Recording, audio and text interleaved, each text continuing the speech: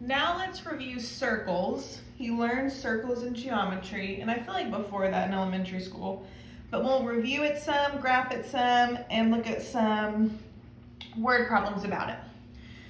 So first, let's look at the basic standard form. The form that we're used to, that we're gonna use, is this system right here because it's easy to pull out the center and the radius.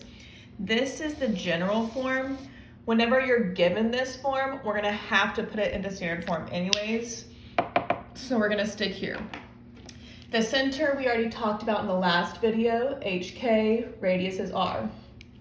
So if you'll notice in the standard form, it's already set up to be negative. So basically, whenever you're gonna pull it out, you make it positive. So anytime it's negative, it's gonna be positive. If it's positive in the equation, that means it was negative to start with. Here's your picture, you get it. So let's just do it, you know? Number 1. So here's my formula. That means my center would be positive 1, negative 2. You get it? You do the opposite. Now my formula is r squared. So if 36 is r squared, well then that makes r, what'd you say? Yeah, 6. So now let's graph it. So I'm gonna find 1, negative 2 on my graph to plot my center. Here she is. And then I'm gonna go a radius of 6 up, down, left, and right.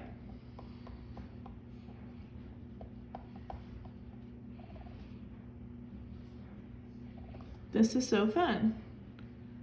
Let's count. And now I'm gonna do my best to not draw a square because we're doing circles. So draw a circle.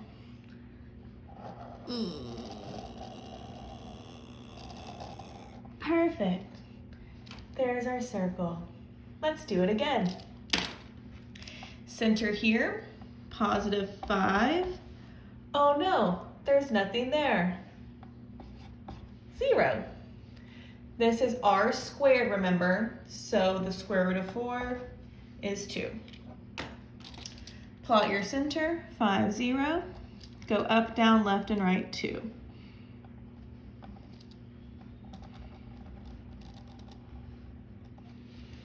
Any questions on graphing circles? No? Okay. Now let's write some equations based on some word problems. What is this? Oh, that's the number. Write the equation of the following circles. Okay. The center is at negative 3, 0, and the radius is square root of 3. So let's jump right on in. Now remember, we know this is H, this is K, and that's R. So I'm gonna start with my parentheses. X minus H is negative 3 plus Y minus K is 0. Don't forget your squares. Equals R is root 3 squared. So now let's just clean this up a little bit. We get it, this is plus 3. I don't need the 0, which means I don't need parentheses. The root and the squared cancel each other out, so we just have 3. Okay, let's look at this bad boy. So here's my center, so here's H and K, but then it doesn't tell me the radius. It just tells me, hey, your circle also passes through this point. So this is the center and this is the edge. So like if you had a circle, here's your center, and maybe 5, 3 is over here. So I need to find the distance between those 2 points to figure out my radius, AKA distance formula.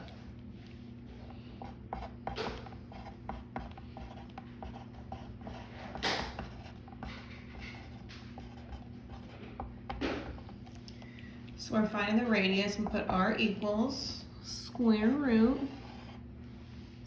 and it's x minus x squared plus y minus y squared. So I'm gonna take both my x's, 4 minus 5 squared, plus negative 2 minus 3 squared. add, multiply, do the things. That's 26 inside there. Now you can probably simplify this, but I'm gonna leave it for now because I know in my formula, it's gonna be r squared, so that square root's gonna cancel anyways. So now for the formula, x minus 4 plus y, it's minus and negative 2, so I'm gonna say plus 2. And then the square root of 26 goes here, but I gotta square it, so the square root goes away. Yay! Let's keep going on the next page. The diameter of our circle has these two endpoints. So in this problem, I'm not given the center or the radius. I have to solve for it. What I'm gonna do first is find the center. I know the center is gonna be in the middle of these points because it's high, the diameter. So I'm gonna be finding the midpoint.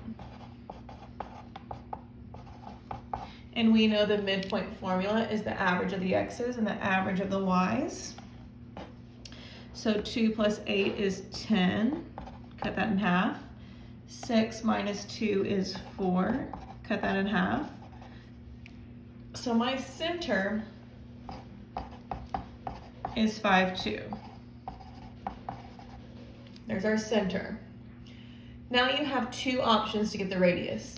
You could do the distance formula between these 2 points, but remember that's the diameter, so after you find the distance, you'll just cut it in half. Or I could find the distance from the center to either one of those points, and you'll get the same answer. And then that way you don't have to cut it in half. So that's what I'm gonna choose to do. I'm gonna use my center point and this first point right here, do the distance formula, and that will tell me the radius. So, square root, remember it's just x minus x squared plus y minus y squared. So I'm gonna go 5 minus 2 squared plus 2 minus 6 squared. That's 3 squared plus 4 squared. That's 25. Well, square root of 25 is 5. So now I have my center and my radius. I can write the equation.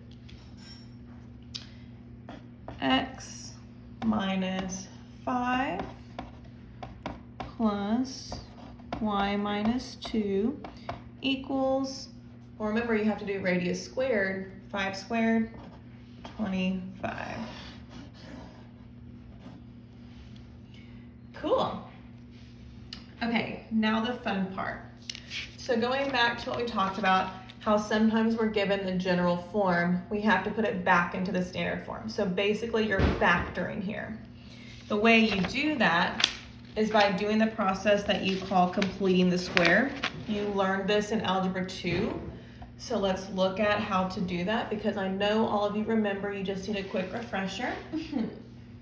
So first, the first step is to reorganize your equation. Put all the x's next to each other, the y's next to each other. Anything that doesn't have an x or a y, put it on the other side of the equation.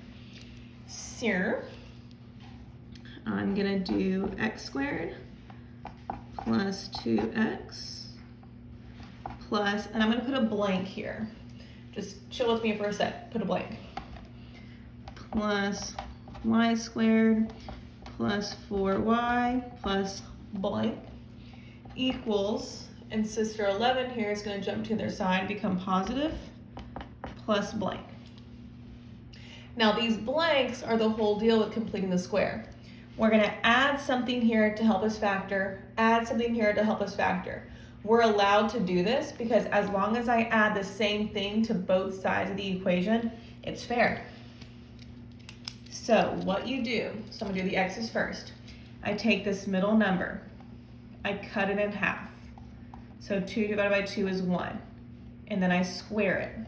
Well, 1 squared is still 1. Do the same thing to the y section. Cut it in half. That's 2. Well, 2 squared is 4.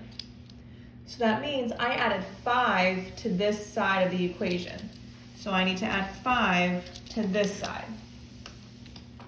And now I'm going to factor each of these sections. I'm going to factor the x's, and I'm going to factor the y's. So x squared plus 2x plus 1 is just x plus 1 times x plus 1. So that's x plus 1 squared. You see how it's starting to look like the circle formula? Plus y, what multiplies to 4 and adds to 4? Plus 2, sisters. And then 11 plus 5, we got 16. And we did it. Let's do another one. Oh no. Oh no. Okay, you get it. Let me zoom in. Ooh. The first thing that I'm going to notice here is that everything is divisible by 2. So I'm going to go ahead and take a 2 out of everything to simplify our equation. While I do that, I'm also going to put the x's next to each other and the y's next to each other because we're pre-AP and we can skip some steps. So first the x squared. So now this x is going to come to the other side, so minus divided by 2. Let me go ahead and add my blank. Time for the y's. This is going to come to the other side. Oh my gosh. Oh my gosh. And I'm going to divide it by 2.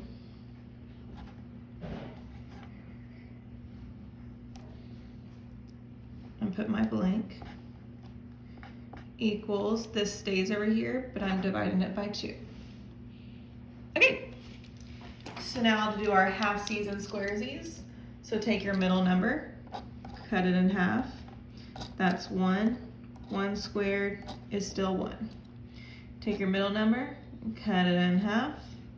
That's 1. 1 squared is 1. So the process of this middle number is cut it in half, square it, no matter what the number is. Oh, I forgot to add it over here. So that's 2, so plus 2. Now time to factor. What multiplies to 1 but adds to negative 2? That's a negative 1. Plus, what multiplies to 1 and adds to positive 2? That's going to be plus 1. Squared equals 2 plus 2 is 4. Okay, and there's your review of circles. So now you get to have a good time and do your 4 questions for homework. Oh no, what am I doing? Meow. You get it. Well, have a good time. See you next episode.